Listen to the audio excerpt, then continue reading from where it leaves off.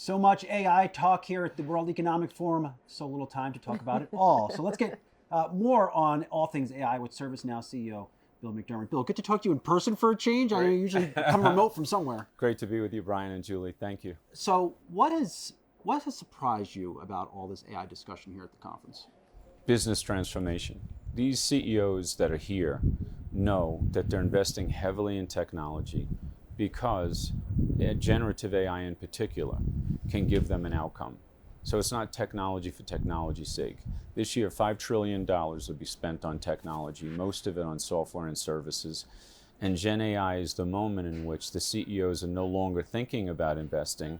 They know they have to invest because if they don't, and their competitor does, they may not be around too long. And this has been well documented. There were 1,200 CEOs surveyed. The question was, will you invest in Gen AI? To which 1,200 applied and said yes.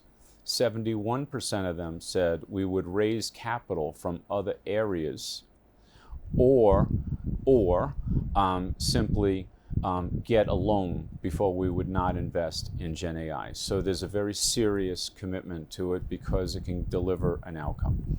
I gotta say, Bill, I'm a little confused, but because we have some people we've talked to who've said it's still early days in AI. We want to move carefully and deliberately. We have other people like you're supposed to say you have to, for competitive reasons, you have to invest in it.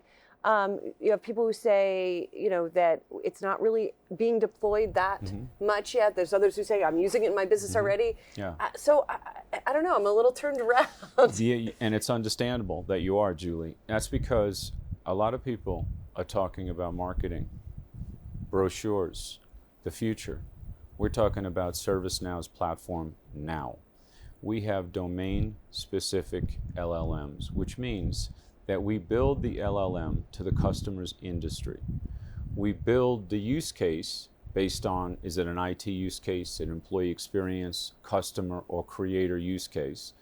And now you have that on one platform with one architecture and one data model. So we already have the products. We released Vancouver, which was our big AI release, in September on the 29th. On the 30th, we had one day to take orders, and we had 4 mega orders. And the momentum for our Gen AI has continued. Why? Because it works, and it's going to make people more productive, 35 to 40% more productive in all the use cases that we have. We have 15 of them within ServiceNow right now, delivering 35, 40, and 50 in some cases. So this is productivity on steroids, but it's also making people happy. We give them a virtual agent which answers questions for them in natural language. We set it up in 15 minutes. So this is a completely different architecture, entirely new idea, and I'm unaware of another platform in the world that does what ServiceNow does. So that's why I'm so optimistic and so certain, because we're taking orders. Yeah. What are your biggest concerns around AI? Well, my biggest concern around AI is that we don't move quickly enough to put more and more innovation into the platform. And I don't have to worry too much because I have the best engineering team in the business. For us, because we're in command and control of our own destiny, I'm not worried. But I am worried if people don't go for this move now and don't get in front of this. I truly believe that businesses will suffer. A lot of people talk about jobs. Time magazine put out an article in 1966 that AI would cost people jobs. In fact, computers would take 90% of the jobs, and the states would have to subsidize their livelihood to keep them sustainable. 90 million jobs later, technology is still the baseline for value creation, job creation, and momentum. So technology is the forefront of everything. You got to move on it. You got to move on it now. And it's for people's benefit. We'll retool, reskill 6 out of 10 people. And that's going to happen. Guess what? CEOs need to be retooled and reskilled. This is the era of the agile CEO. I have a company that can close its books 2 days before the end of the quarter. That's because we're running the company on the ServiceNow platform. We're completely agile. Everything is transparent in real time, and we know exactly where we stand minute to minute. That's the future. That's what it has to be.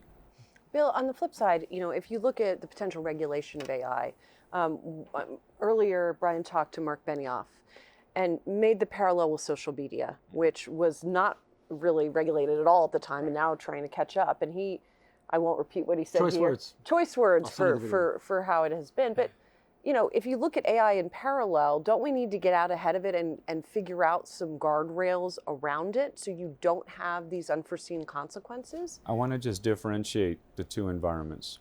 I'm talking about the business environment where the customer's using their own data on our platform, and that data is highly curated, meaning they've been working on making sure that data is correct for many years now. So that's one scenario.